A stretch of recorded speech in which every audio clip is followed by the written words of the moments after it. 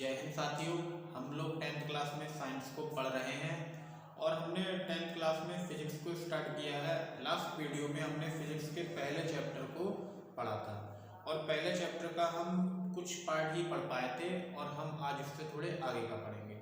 Last video में हमने जो हमारा लास्ट टॉपिक था वो हमारा था प्रकाश की किरण और आज हमारा सबसे पहला टॉपिक होगा प्रकाश के गुण।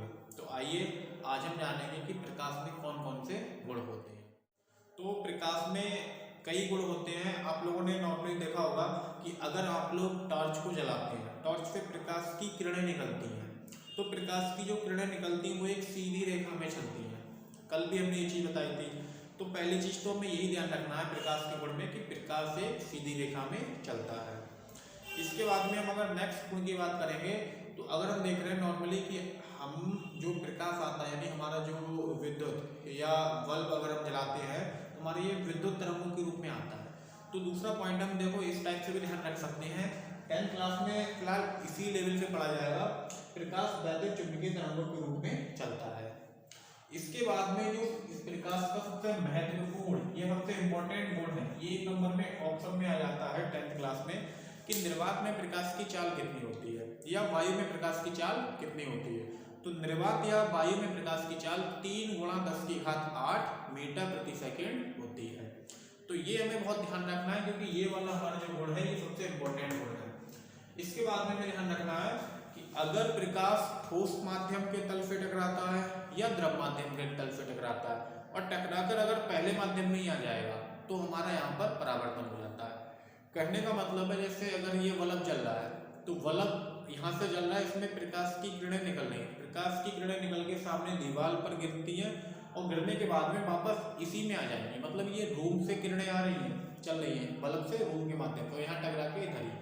तो एक माध्यम से जब प्रकाश की किरण चलती है दूसरे माध्यम के तल से टकरा के पहले माध्यम में ही अगर वापस आती है तो वहाँ पर हम परावर्तन मानते हैं कि परावर्तन हो गया। एक चीज़ ये ध्यान रखनी कि अधिकांश परावर्तन हमारा जो होता है ठोसों के ही सतह से होता है, लेकिन कुछ कुछ केसों में द्रवों के सतह से भी परावर्तन हो जाता है। इसके बाद में अगर हम ये सीखेंगे, इसका नेक्स्ट गुण है कि प्रकाश एक माध्यम से चलकर अगर दूसरे माध्यम में जाता है, प्रकाश अगर एक माध्यम से चल रहा है और वो मान के चलो दूसरे माध्यम में चला गया तो यहाँ पर प्रकाश का परावर्तन ना होकर प्रकाश का अपवर्तन होगा। जैसे अगर एक एग्जाम्पल हम दे रहे हैं कि अगर कोई हम प्रकाश की किरण पानी में डालें तो प्रकाश की किरण अगर हम पानी में डाल रहे हैं, मान लो अगर हम एक टॉर्च को पानी में लगा रहे हैं तो कुछ हद तक उसकी लाइट पानी में चली जाएगी। तो हम यहाँ से अगर मान लो हमने प्रकाश की किरण को ये टॉर्च से डाला तो ये माध्यम तो पहले वायु है यानी ये माध्यम अलग है। इसके बाद में कहीं पर नीचे पानी होगा तो पानी में कुछ हद तक प्रकाश की किरणें जा रही हैं तो वहाँ पर माध्यम चेंज हो गया। तो एक माध्यम वायु दूसरा माध्यम पानी, यानी एक माध्यम से चलकर दूसरे माध्यम में जाती है तो वहाँ पर अपवर्तन हो जाता है।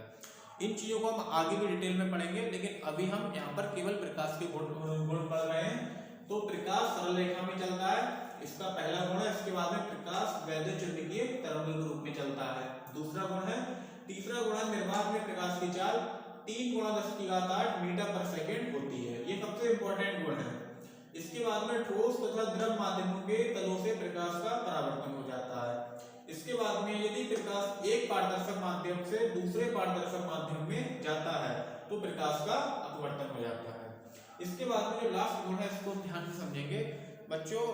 जो भी हम प्रकाश देखते हैं या हमारी आँख जो प्रकाश को देखती है तो उसकी भी एक सीमा होती है कि हम कितने प्रकाश को देख सकते हैं। अगर कम प्रकाश है तब भी हम नहीं देख सकते हैं और अगर बहुत ज़्यादा है तब भी हम नहीं देख सकते हैं। मतलब एक एवरेज होता है बीच का, उसी प्रकाश को हमारी आंखें सुटेबल होती हैं, मतलब देखने में सक्षम होती हैं। तो प्रकाश जो होता है वो हम केवल इतने का ही देख सकते हैं। प्रकाश की तरंगदैर्घ्य 3900 एंगस्ट्रॉम से 7800 एंगस्ट्रॉम तक होती है, दृश्य प्रकाश की तरंगदैर्घ्य। इसका मतलब ये है कि हम केवल वो प्रकाश को देख पाएंगे जो 3900 एंगस्ट्रॉम से 7800 एंगस्ट्रॉम के बीच में होगा। अब जो एंगस्ट्रॉम होता है ये क्या होता है, एक एंगस्ट्रॉम बराबर होता है 10⁻⁻10 मीटर। ये भी ध्यान रखना आप लोग, एक एंगस्ट्रॉम बराबर होता है 10⁻⁻10 मीटर। तो उम्मीद है आपको प्रकाश का गुण समझ में आ गया होगा। अब हम प्रकाश के परावर्तन को जानेंगे। प्यारे बच्चों, अब हम प्रकाश के परावर्तन को सीखेंगे और प्रकाश के परावर्तन को सीखने से पहले हम इसके बारे में पहले जान लेंगे कॉन्सेप्ट क्या है, उसके बाद में हम इसको लिखेंगे। तो अभी हम जान ही चुके हैं इसके बारे में कि जैसे एक ये माध्यम है, यहाँ एक अलग माध्यम है और यहाँ एक अलग माध्यम है। हमने मान लिया कि यहाँ पर हम क्या करते हैं, दूसरे माध्यम के तल पर हम कुछ पॉलिश सी कर देते हैं। अगर हम यहाँ पर पॉलिश कर रहे हैं, हम यहाँ पर पहले माध्यम से प्रकाश की किरणों को डालेंगे। हमने यहाँ से प्रकाश की किरण आपतित की, जो किरण हम डालते हैं उस किरण को नाम देते हैं आपतित किरण, आपतित किरण। और यहाँ से आने के बाद ये दूसरे माध्यम में नहीं जाएगी, ये क्या होगी, जिस कोण से इधर आई है इसी कोण से इधर वापस हो जाएगी। इसको हम नाम देंगे परावर्तित किरण, परावर्तित किरण। और जहां पर ये दोनों बिंदु मिलती है, मतलब आपतित किरण यहाँ पर मिलेगी, यहीं से परावर्तित किरण जाएगी, यहाँ से सीधा हम डालते हैं अभिलंब,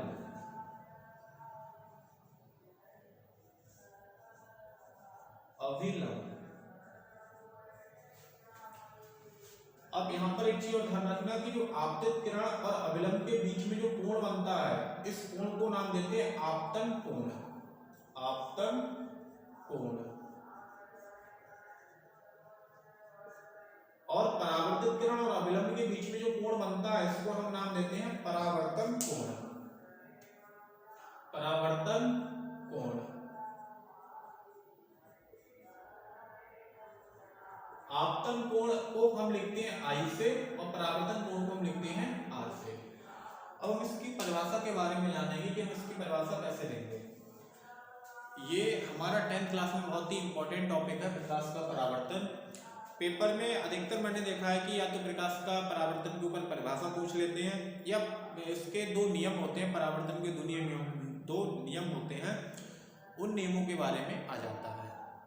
तो हम अगर ये याद करना है कि प्रकाश का परावर्तन क्या है या परावर्तन के नियम क्या है, तो सबसे पहले हमें इस चित्र को बनाना आना चाहिए। और इस चित्र को बनाने के साथ में ही हमें ये समझना है कि इस चित्र से ही हम कैसे परिभाषा बनाएंगे इसकी और कैसे हम इसके नियमों को जानेंगे। इसी चित्र से हम परिभाषा और नियम दोनों को सीख जाएंगे। तो प्रकाश के परावर्तन की जो परिभाषा होती है वो ध्यान रखना है, जब प्रकाश की किरण, ये देखो किरण हम डाल रहे हैं, जब प्रकाश की किरण एक माध्यम से चलकर, जब प्रकाश की किरण एक माध्यम से चलकर किसी दूसरे माध्यम के तल से टकराती है और टकराकर प्रथम माध्यम में वापस आ जाती है, इस घटना को प्रकाश का परावर्तन कहते हैं। दोबारा से हो गया, जब प्रकाश की किरण, कितने को प्रकाश की किरण डाल रहे हैं, जब प्रकाश की किरण एक माध्यम से चलकर दूसरे माध्यम के तल से टकराती है और टकराकर प्रथम माध्यम में वापस आ जाती है, इस घटना को प्रकाश का परावर्तन कहते हैं। इसके बाद में एक नेक्स्ट हम पढ़ेंगे कि प्रकाश के परावर्तन के नियम क्या होते हैं। तो पहले तो हमें ये ध्यान रखना है कि परावर्तन के दो नियम हैं। पहला नियम होता है आपतित किरण कौमा परावर्तित किरण तथा आपतन। देखो यहाँ पर जो बिंदु होता है, यहाँ पर आपतित किरण गिरती है, बिंदु होता है हमारा आपतन बिंदु, आपतन बिंदु। तो हमें ये ध्यान रखना है आपतित किरण, परावर्तित किरण, आपतन बिंदु पर खींचा गया अभिलंब तीनों एक ही तल में होते हैं। यानी परावर्तन का हमारा पहला नियम होता है आपतित किरण, परावर्तित किरण और अभिलंब तीनों एक ही तल में होते हैं। दूसरा नियम हमारा होता है आपतन कोण सदैव परावर्तन कोण के बराबर होता है। हमें ये दो नियम ध्यान रखने हैं और ये दोनों नियम हमारे इस चित्र से क्लियर हो जाएंगे।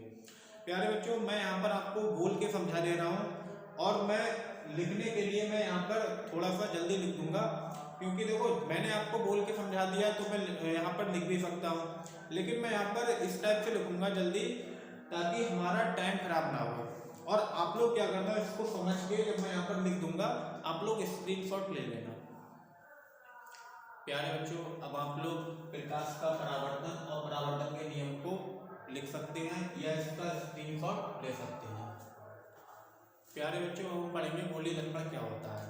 तो गोलीय दर्पण बेसिकली हमारा एक कांच के खोखले गोले से हम बनाते हैं। एक हम कांच का खोखला गोला लें और अगर हम उसको काट दें तो जो हमें मिलता है वो हमारा कहलाता है गोलीय दर्पण। यानी अगर हम गोलीय दर्पण की परिभाषा के बारे में बात करें तो बेदर्पण जो कांच के खोखले गोले के कटे भाग होते हैं उन्हें गोलीय दर्पण कहते हैं। बच्चों एक चीज और ध्यान रखना कि हमारा अगर जैसे दर्पण है या कोई भी जैसे दर्पण सिंपली आप मान के चलो कि शीशा को हम वैसे दर्पण भी बोलते हैं, लेकिन यहाँ पर जो हम पढ़ेंगे वो हमारा अलग दर्पण है यानी गोलीय दर्पण। लेकिन फिर भी थोड़ा बहुत यहाँ से समझ में आपको आ जाएगा। आपने अगर कभी भी शीशा को देखा होगा तो शीशा से एक साइड में अगर हम देखते हैं हमें अपनी वहाँ पर शक्ल दिखाई देती है यानी इमेज हमारी वहाँ पर दिखाई देती है, और दूसरी साइड में अगर हम देखते हैं तो उस टाइप से हमें इमेज नहीं दिखाई देगी यानी पीछे साइड में कुछ ना कुछ पॉलिश होती है। तो यही हमारा गोलीय दर्पण में होगा। लेकिन गोलीय दर्पण अलग कॉन्सेप्ट है, वो थोड़ा अलग है, लेकिन फिर भी कुछ चीज़ें वहाँ पर सेम हैं वो हम आपको बता रहे हैं। जैसे अगर हम शीशा की बात करें, शीशा में हमारी शक्ल दिखाई देती है। शक्ल इसलिए दिखाई देती है क्योंकि परावर्तन के बाद में हमारा वहाँ पर प्रतिबिंब बनता है। दूसरी साइड में इसलिए नहीं दिखाई देती क्योंकि दूसरी साइड से पॉलिश करते हैं। अगर हम वहाँ से पॉलिश नहीं करेंगे तो ये आर पार निकल जाएगा, मतलब परावर्तन नहीं होगा। तो ध्यान रखना परावर्तन की घटना में एक तरफ से हम क्या करेंगे पॉलिश करेंगे और दूसरा तल हम क्या करेंगे चमकदार रखते हैं। तो चमकदार सतह से ही प्रकाश का परावर्तन होता है, ठीक है। और यही चीज हम अपने गोलीय दर्पण में पढ़ेंगे। तो जैसे अगर हम बात करें कि हमारा ये गोला है कांच का खोखला गोला, अगर ये हमारा कांच का खोखला गोला है, अगर हम इसको इधर से काट सकते हैं इधर से भी काट सकते हैं। अगर हम इसको काट दें तो हमारा इस टाइप से ये आ जाएगा या इधर से ये आ जाएगा। अगर हम इसके एक सतह पर पॉलिश कर दें, एक सतह पर पॉलिश कर दें और दूसरा तल चमकदार ही यानी ऐसा ही रहने दें तो यही हमारा क्या कहलाता है गोलीय दर्पण। दूसरी चीज गोलीय दर्पण हमारे दो प्रकार के होते हैं। एक हमारा होता है अवतल दर्पण और एक हमारा होता है उत्तल दर्पण। ये वाला हमारा होगा ये हमारा कहलाता है अवतल दर्पण, अवतल दर्पण, और ये हमारा कहलाता है उत्तल दर्पण। अब हम इनमें डिफरेंट देखेंगे कि इन दोनों में क्या क्या अलग चीजें होती हैं कि अवतल दर्पण क्या होता है उत्तल दर्पण क्या होता है। एक चीज आप लोग ध्यान से सुनो कि जो ये वाली साइड होती है इसको बोलते हैं उभरी हुई सतह, उभरी हुई सतह यानी इसको हम ये लिखेंगे उभरी हुई सतह। और ये वाली जो साइड होती है अंदर के लिए तो ये हमारी होती है दबी हुई सतह, दबी हुई सतह लिख लेना ये। तो एक चीज यहाँ से हम देखेंगे कि हमारा जो अवतल दर्पण होता है इसमें उभरी हुई सतह पर तो पॉलिश होती है, लेकिन जो परावर्तन होता है वो किधर से होगा फिर दबी हुई सतह से। जबकि उत्तल दर्पण में क्या होता है दबी हुई सतह पर हमारी पॉलिश होती है और जो परावर्तन होता है वो हमारा उभरी हुई सतह से होता है। तो उत्तल दर्पण और अवतल दर्पण की परिभाषा हम ऐसा ध्यान रखेंगे, वह दर्पण जिसमें उभरी हुई सतह से पॉलिश हो तथा परावर्तन दबी हुई सतह से हो वह अवतल दर्पण कहलाता है।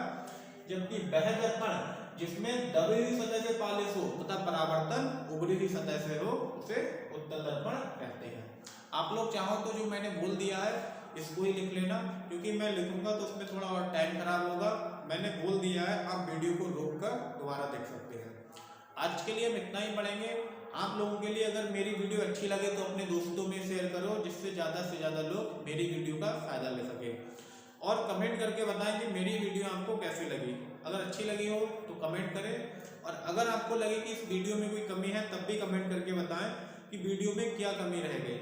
मैं भी देखूंगा कि क्या कमी है तो मैं सोचूंगा कि अगली वीडियो में इससे वो सब चीज़ नहीं होनी चाहिए, यानी जो कमी है मैं उसको दूर करूँगा। तो जय